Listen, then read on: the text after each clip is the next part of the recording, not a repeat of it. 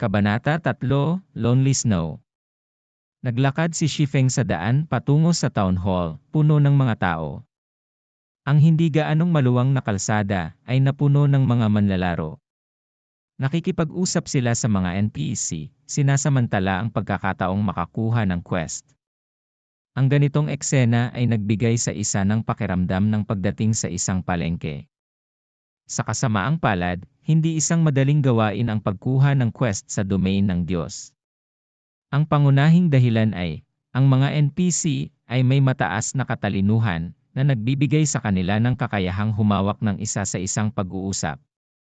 Gayon din, dapat panoorin ng mga manlalaro ang kanilang sinasabi o nanganganib na bigyan ng malamig na balikat ng mga NPC.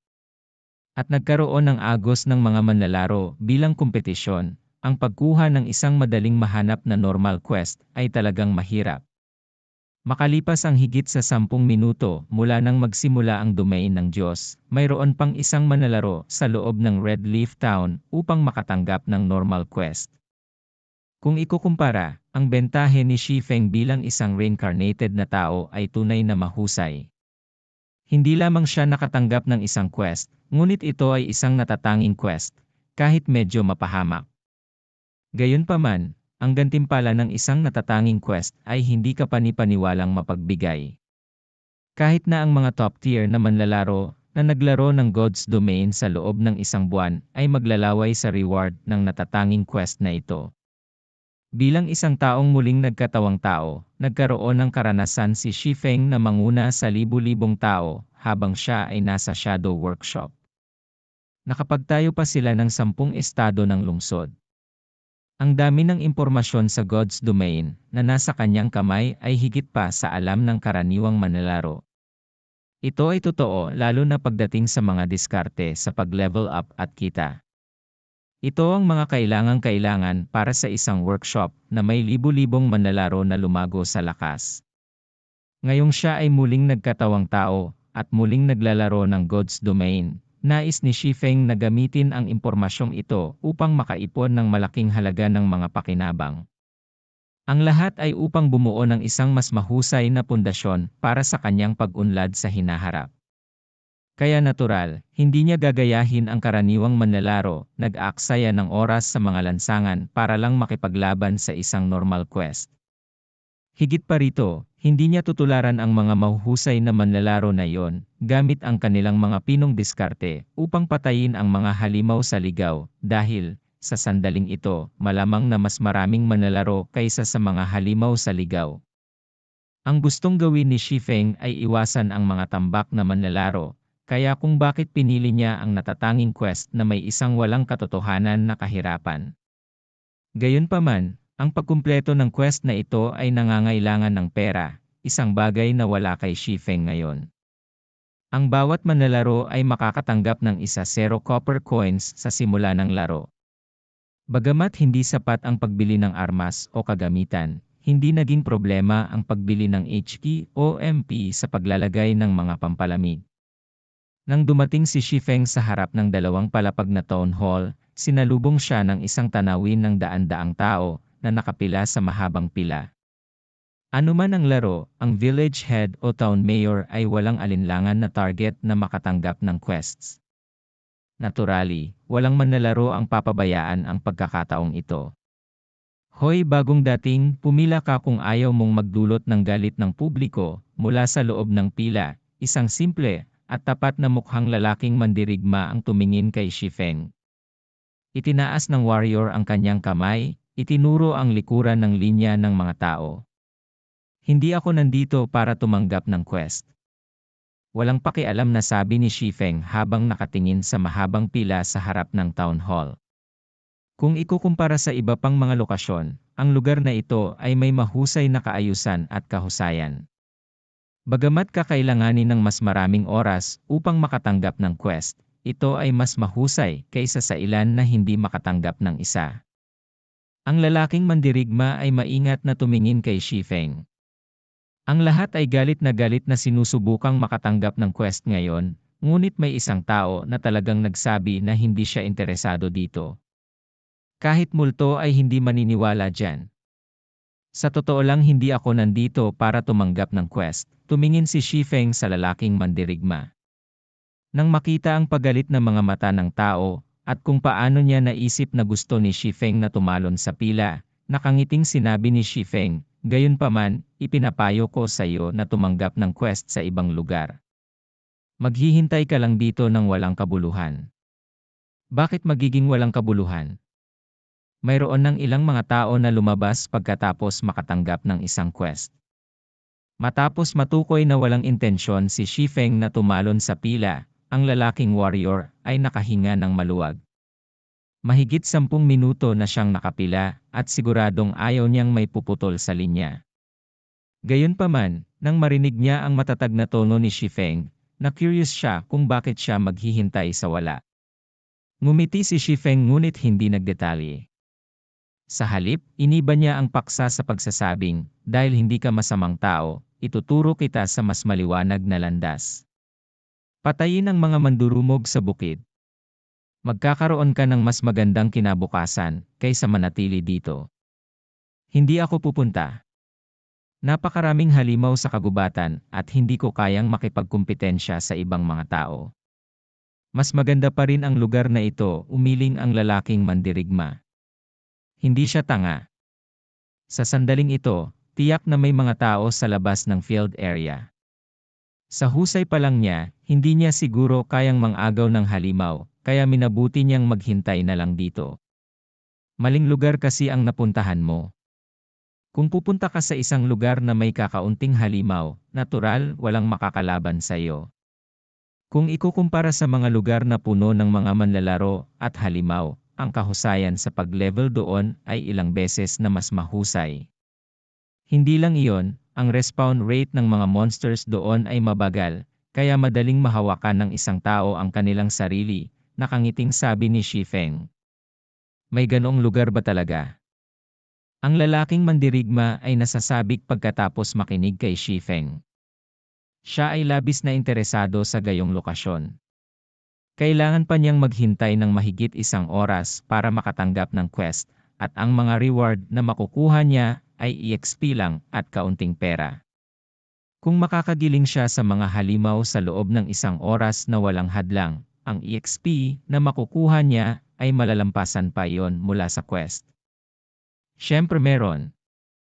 Bibigyan kita ng preferential price na 20 coppers kung gusto mong pumunta sa ganoong mahalagang lokasyon. Huwag banggitin ang EXP, pagkatapos ng paggiling ng 1 araw, ang mga materyales na makukuha mo ay kikita ka ng higit sa 40 coppers. Kung papalarin ka, maaari kang gumawa ng 1 toneladang higit pa kung ang 1 piraso ng kagamitan ay bumaba. Lumakad si Shifeng palapit sa lalaking mandirigma, bumulong sa kanyang mga tainga. "Hindi mo ako niloloko, tama," ang lalaking mandirigma ay tumingin kay Shifeng na may pag-aalinlangan sa kanyang mga mata. Kung mayroong isang mahalagang lokasyon, tiyak na malalampasan niya ang iba pang mga manlalaro ng marami, ngunit 20 coppers ay hindi isang maliit na halaga. Ang mga halimaw sa God's Domain ay bihirang mag-drop ng pera o kagamitan, kaya ang copper coins ay hindi kapani-paniwalang mahalaga. Kung hindi ka naniniwala sa akin, maaari kang magbayad muna ng 10 coppers. Malalaman mo lang sa pagsubok pagkatapos mong makarating sa lugar. Kung totoo ito, maaari mong bayaran sa akin ang iba pang 10 coppers. Sinasabi ko lang ito sa iyo dahil nakikita kong mabuti kang tao. Kalimutan mo na lang kung ayaw mong maniwala. Tumalikod at umalis si Shifeng pagkatapos sabihin ang kanyang piraso.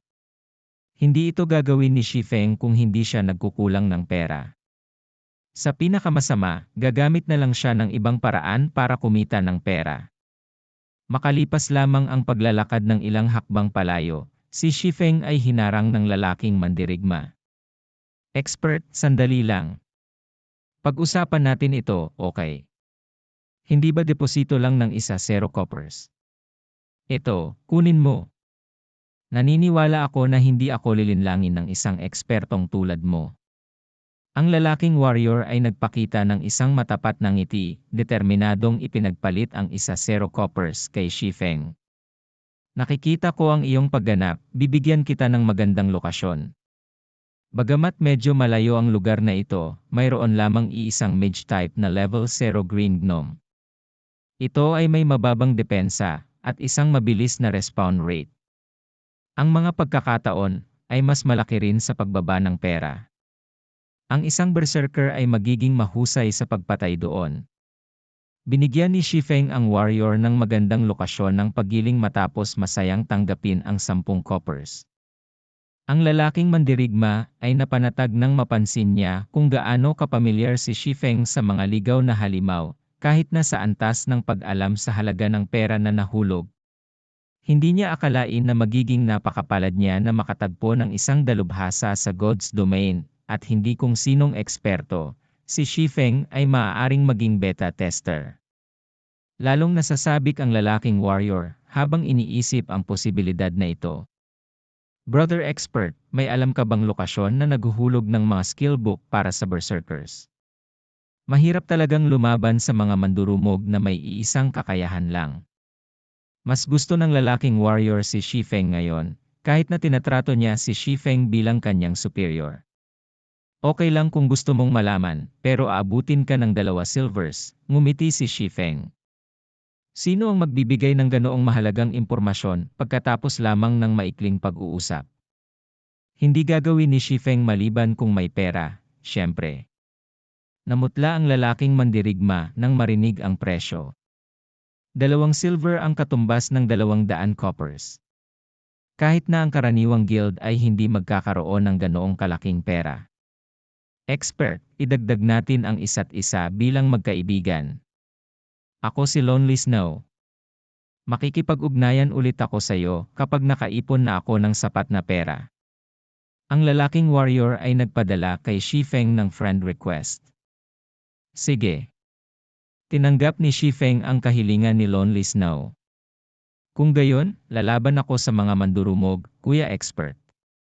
Ipapadala ko agad sa iyo ang 0 copper pagkatapos kong makaipon ng sapat. Masayang nakipaghiwalay si Lonely Snow kay Shifeng, iniwan ang mahabang pila at nagmamadaling pumunta sa lugar ng paggiling. Ngayong may pera na si Shifeng, naglakad siya patungo sa stall ng prutas sa tabi ng town hall. Boss, magkano itong tomato? Tanong ni Shifeng habang hawak niya ang isang hinog at pulang kamatis. Parehong prutas at gulay ay maaaring makatulong sa pagbawi ng HE at MP ng manlalaro. Medyo masarap din ang kanilang panlasa. Ang tanging downside ay ang masamang rate ng pagbawi. Sa normal na mga pangyayari, hindi sila bibilhin ng mga manlalaro, lalo na sa panahon kung saan ang pera ay isang malaking problema. Ang paggastos ng pera sa mga prutas at gulay ay isang masayang pag-ugali lamang. 2 coppers bawat isa. Bigyan mo ako ng 10 sa kanila. Binayaran ni Shifeng ang 20 coppers. Pumasok siya sa town hall matapos matanggap ang 0 tomatoes.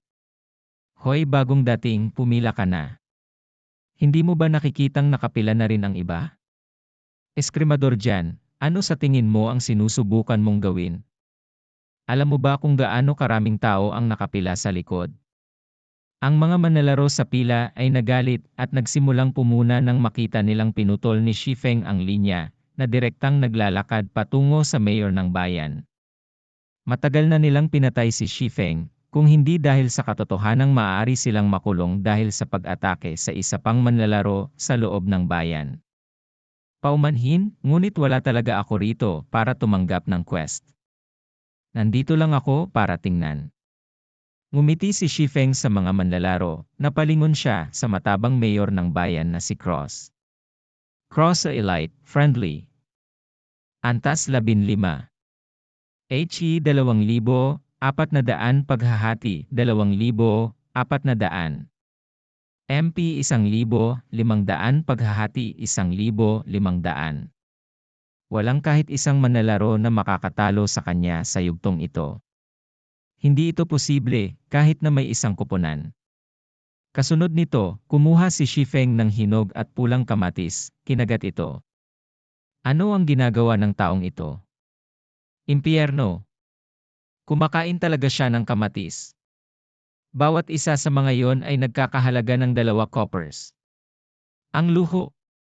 Hindi maintindihan ng ibang mga manlalaro kung ano ang sinusubukang gawin ni Shifeng. Sa pagpunta sa town hall para kumain ng tomatoes, sinubukan ba niyang ipakita kung gaano siya kayaman? Sa kalagitnaan ng kanyang tomato, bigla itong inihagis ni Shifeng patungo sa mukha ni Town Mayor Cross. Tumpak na dumapo ang kamatis sa mukha ni Cross, na kumalat sa buong matingkad na pulang likido. System, ang pagiging pabor ni Cross sa'yo ay nabawasan ng 100 puntos. Hindi pa nakontento, kumuha si Shifeng ng isa pang kamatis mula sa kanyang bag, ibinato ito kay Cross. Ipokrito. Mataba. Dugo.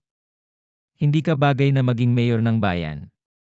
Si Shifeng ay patuloy na nagmumura habang siya ay naghagis ng mga kamatis, samantalang ang pagiging pabor ni Cross ay patuloy na bumababa. Pulang-pula ang katawan ni Cross, habang patuloy na umaagos ang katas ng kamatis sa kanyang katawan. Dagdag pa sa galit niyang ekspresyon, lumikha ito ng hindi maihahambing na nakakatawang tanawin.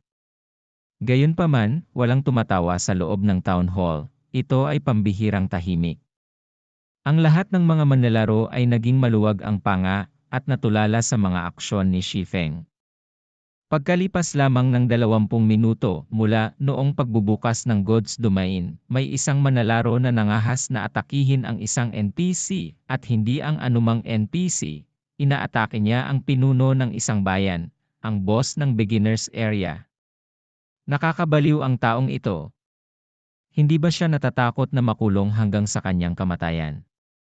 Ayaw na ba niyang manatili sa Red Leaf Town?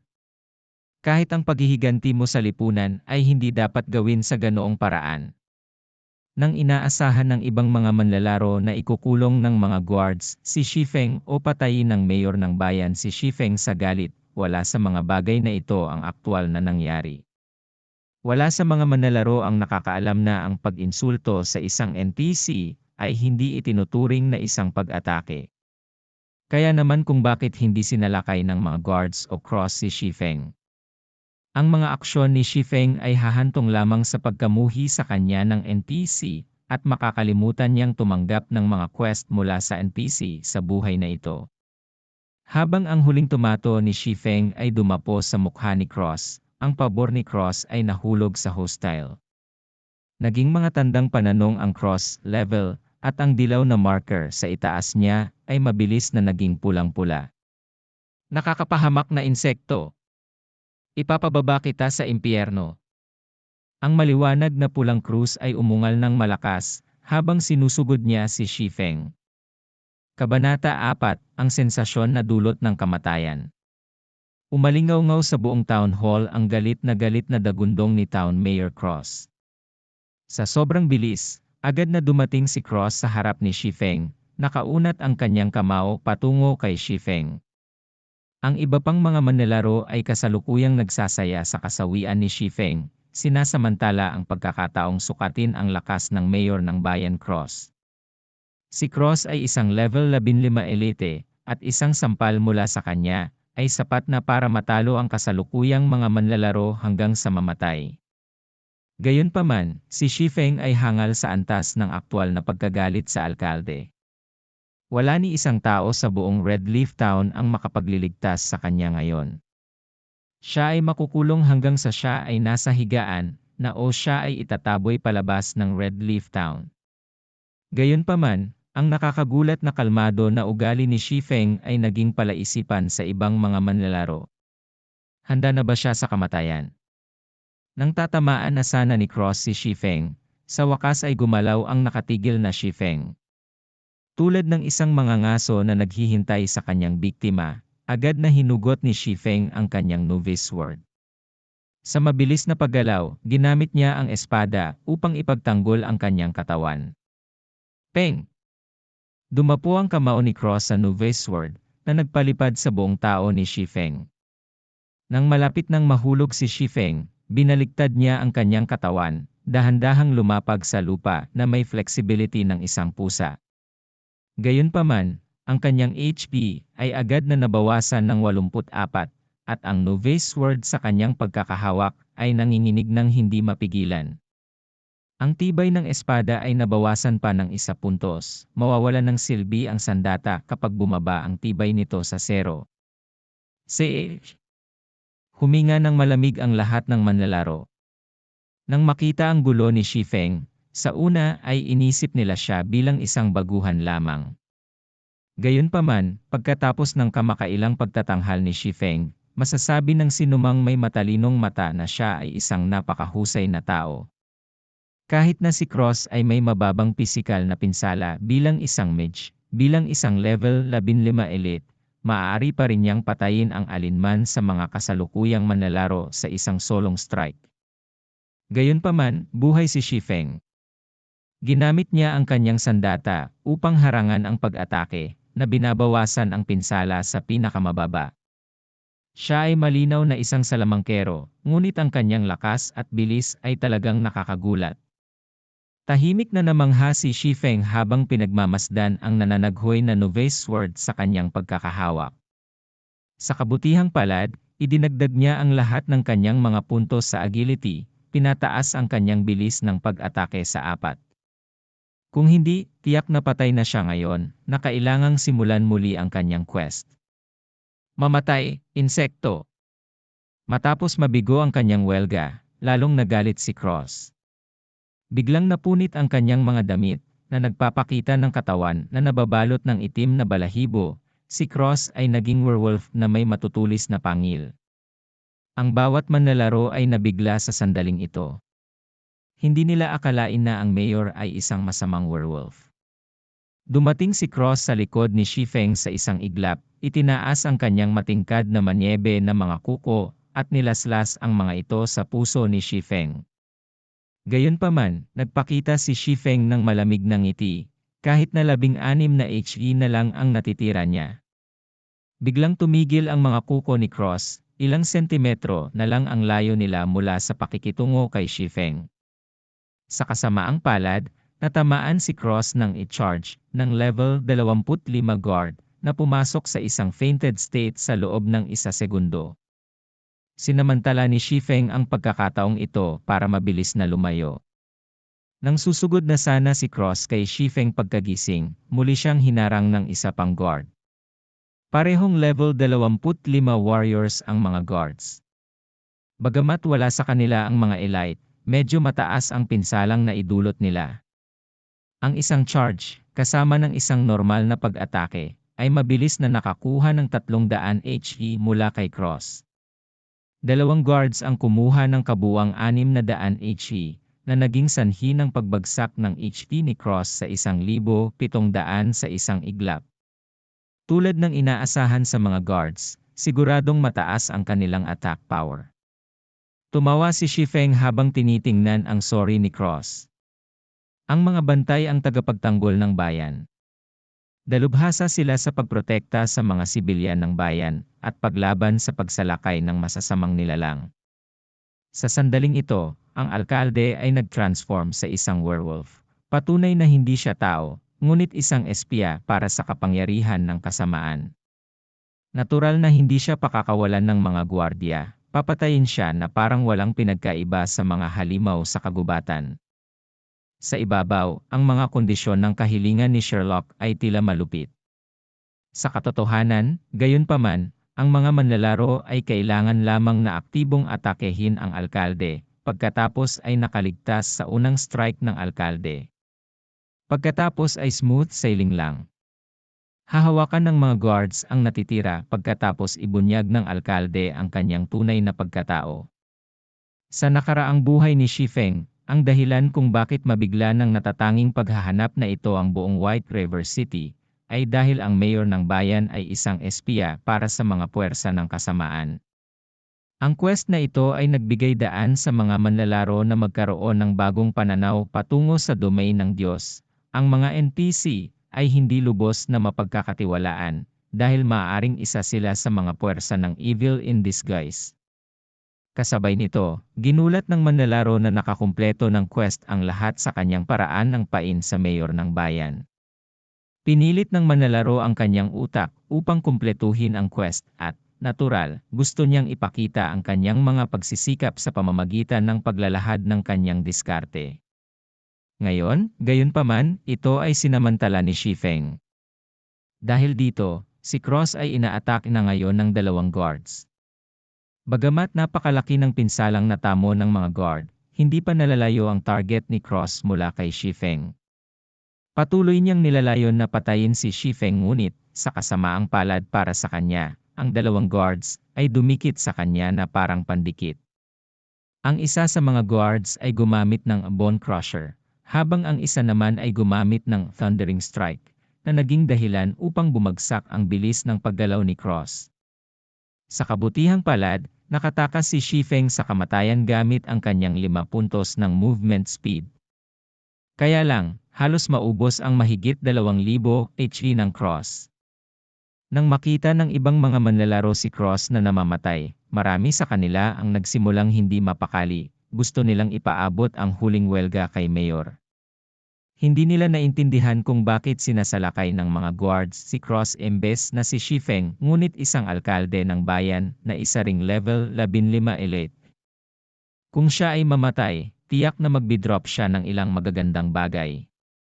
Nagtatago sa isang lugar sa malayo, ngumiti si Shifeng sa paghamak sa kanilang mga iniisip. Ang mayor ba ng bayan ay isang taong maaari nilang magkaroon ng ideya? Kahit na ang alkalde ay naging isa sa mga puwersa ng kasamaan, ito ay bahagi lamang ng pakana ng quest. Sa mata ng iba pang mga manlalaro, ang alkalde ay nasa isang friendly na estado, hindi pwedeng salakayin ang mayor. Noong 100 HE na lang ang natitira ni Cross, nagsimulang gumalaw ang lahat ng iba pang manlalaro. Lahat sila ay sabay-sabay na sumugod patungo sa bayan Mayor Cross. Lahat sila ay gustong magbigay ng panghuling welga, inagaw ang mga nalaglag na bagay. Nang makitang si Cross ay isang hit lamang mula sa pintuan ng kamatayan, si Shifeng ay tumakbo rin palabas. Sa kasamaang palad, namatay pa rin si Cross sa ilalim ng talim ng guard sa huli. Wala ni isa sa mga manlalaro ang nakastrike kay Cross. Bagamat maaaring umatake si Shifeng, ayaw niyang ipagsapalaran ito. Pagkamatay ng alkalde, agad niyang kinuha ang mayor's insignia at nawala sa karamihan. Ang mga NPC sa loob ng isang lungsod ay hindi magbubunga ng anumang EXP o pagnakawan kung papatayin. Hindi man lang makukuha ni Shifeng ang mayor's insignia kung hindi dahil sa isang quest. Kalokohan. Nabog ang system. Bakit hindi ko maatake si Mayor? Gusto kong magreklamo. Bakit walang binitawan ang mayor pagkatapos ng kamatayan? Nagreklamo ang ilan sa mga baguhang manlalaro. Isang level 15 elite ang namatay sa harap ng kanilang mga mata, ngunit hindi sila nakakuha ng kahit isang kalamangan, hindi nila ito matanggap. Moron! Hindi mo ba alam na mayroon kang friendly na relasyon sa NPC? Hindi maaaring atakihin ng mga manlalaro ang isang NPC na may friendly na relasyon. Kung hindi mo man lang alam ang ganoong karaniwang kaalaman, bakit mo pag-isipang laruin ang God's Domain? Matapos kutyain ang mga baguhan, ang mga karampatang manlalaro ay naghanap ng mga bakas ng Shifeng. Ang isang manlalaro na maaaring pumatay sa mayor ng bayan sa ganoong paraan ay tiyak na isang eksperto, isang taong dapat nilang makasama.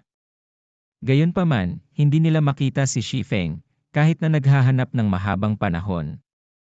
Hindi rin nila alam ang pangalan niya. Hindi nila maiwasang palihim na maawa.